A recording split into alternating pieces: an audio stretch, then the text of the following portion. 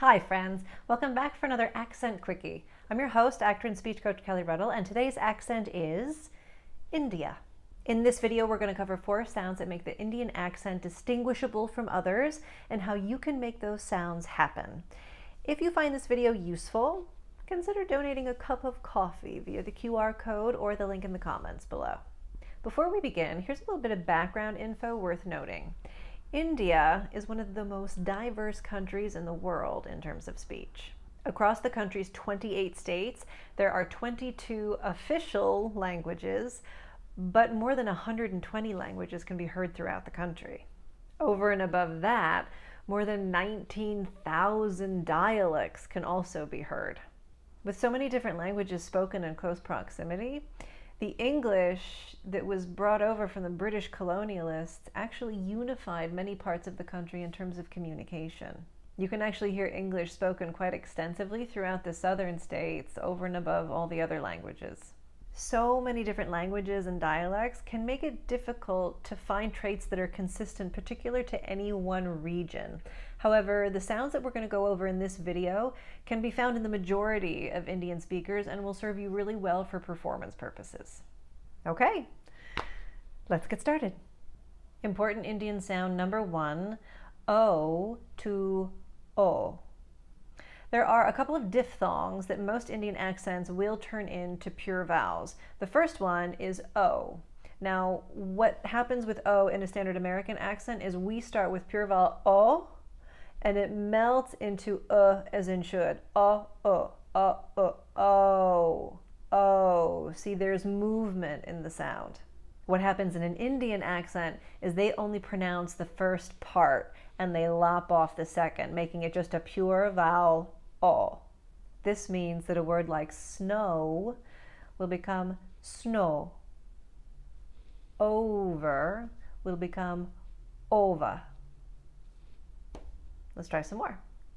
To, grow, don't, code, order, atonement, soldier. Don't go below the plateau. Pope Joan did not grow old. Well done. Next. Important Indian sound number 2, A to E. The second diphthong that typically gets shortened in an Indian accent is A.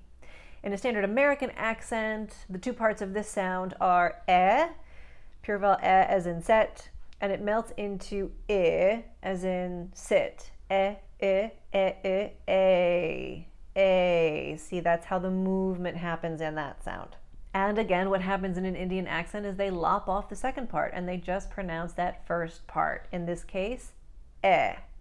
That means words like day and Kate in an Indian accent will become day, Kate.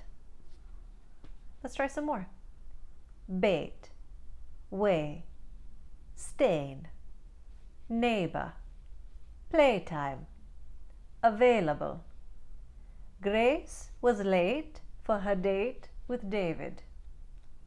He made 8 crepes for the festival. Great. Next. Important Indian sound number 3, TH sounds to T and D.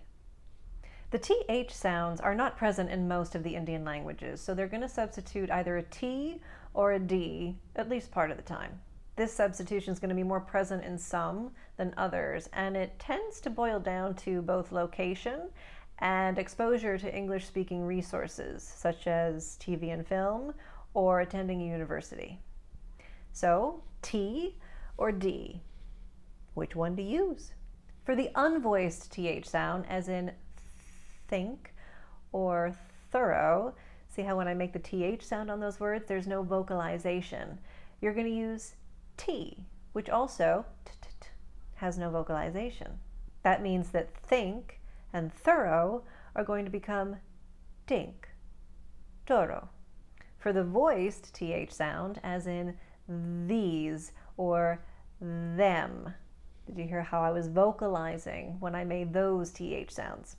Those TH sounds. In that case, you're going to turn it into D, D. D. You vocalize when you make a D sound.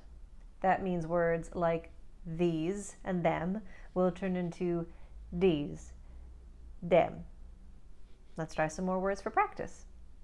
Tink, tree, 30, hetero, little, mott, root.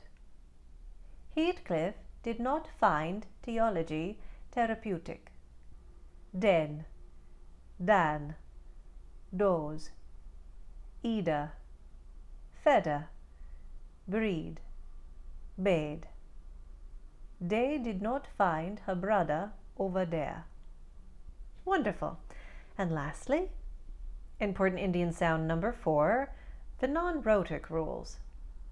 In most parts of India, when speaking English, they follow the non-rhotic rules of the British. That doesn't mean that they never pronounce their R's. What it does mean is, like the British, they only pronounce their R's in very specific circumstances.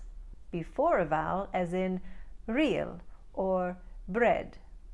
Between two vowels, as in hairy, or terminally, when one word ends with an R and the next word begins with a vowel sound, as in here I go, or where it is. Everywhere else, the R will get dropped. You might have noticed me previously in the video dropping some R's on some of the practice words.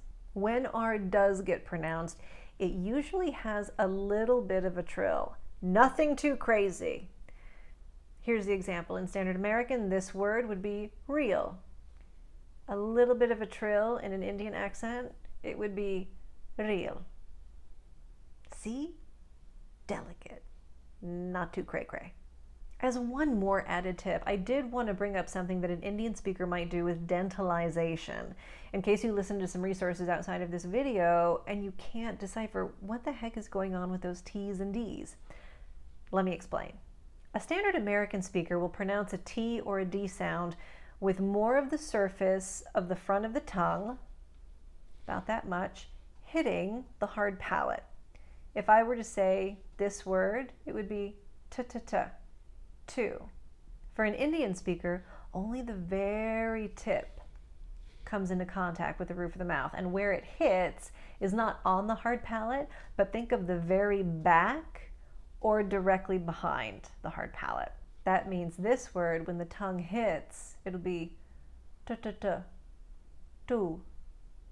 Hear the difference? Standard American, two. Indian, two. The D in this word, instead of da-da-da, did, it'll be d, did. Two versus two. Did versus did. It's really subtle, but in case you get confused listening to outside samples, that's what's happening. And there you have it. 4 sounds and a little bit extra that'll give you a great head start on mastering the Indian accent. Again, if you found this video useful, please consider donating a cup of coffee via the QR code or the link in the comments below. There are more sounds in the Indian accent that you can learn, so if you're interested in studying the dialect further, or if you had any questions about what was covered in today's video, you can always find me at speakthespeech.net and reach out via the contact form. In the meantime, thank you so much for tuning in. Be safe and well, and break a leg.